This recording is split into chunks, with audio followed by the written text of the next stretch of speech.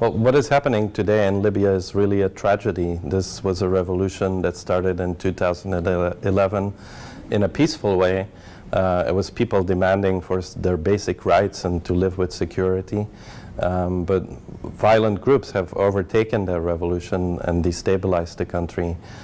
So Libya is really caught in a vortex of violence right now. People live with absolute insecurity. The infrastructure of the country has been destroyed. And it's very difficult to see a way out in the immediate future from this very grave violence affecting the country.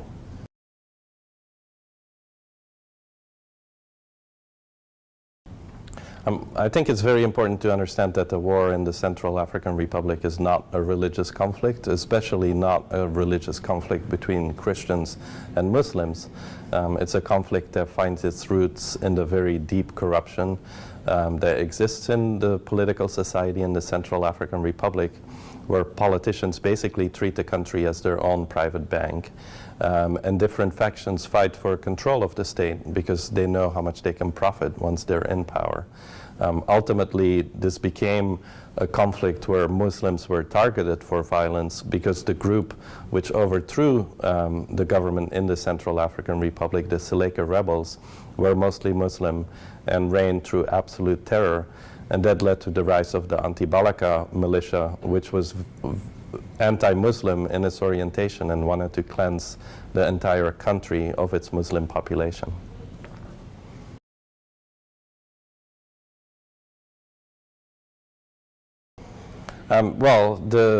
It takes a long time to bring people to international justice. Unfortunately, international justice is a very slow-moving system of justice. But we have seen very significant developments in the Central African Republic. First of all, I think it's important to understand the deterrent effect of international justice. When I was working in the Central African Republic, I constantly told the warlords that they would face international justice if they did not stop their crimes. So just by invoking the potential that they would be prosecuted at the International Criminal Court, we were able to impact on the violence.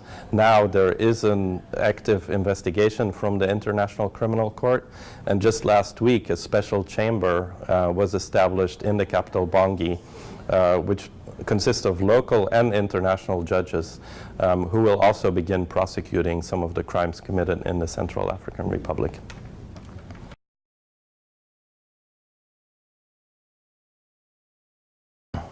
It's really the civilian population of Syria which is caught in this vicious war in Syria between the extremists of ISIS on one side, the Islamic State, and the government of Assad on the other side.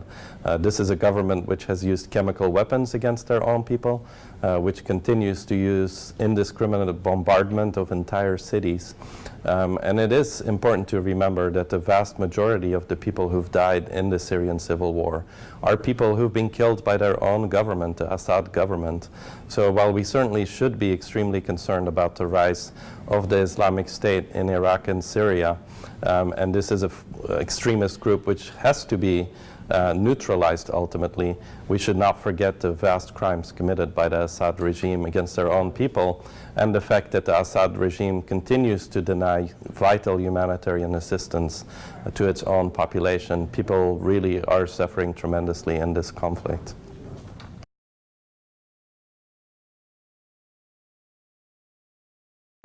Unfortunately, the UN Security Council resolution calling on all sides to stop fighting and to stop targeting civilians has not had a very significant impact on the fighting in Syria.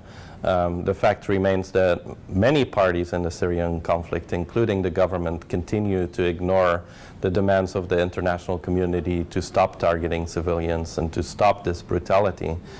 So much stronger international action will be needed to stop this conflict. Not just military action. I think often the focus is just on military action, but actually much more important is a united diplomatic front, which includes Russia, which continues to protect the Syrian regime, to try to stop the absolutely brutal situation in Syria right now.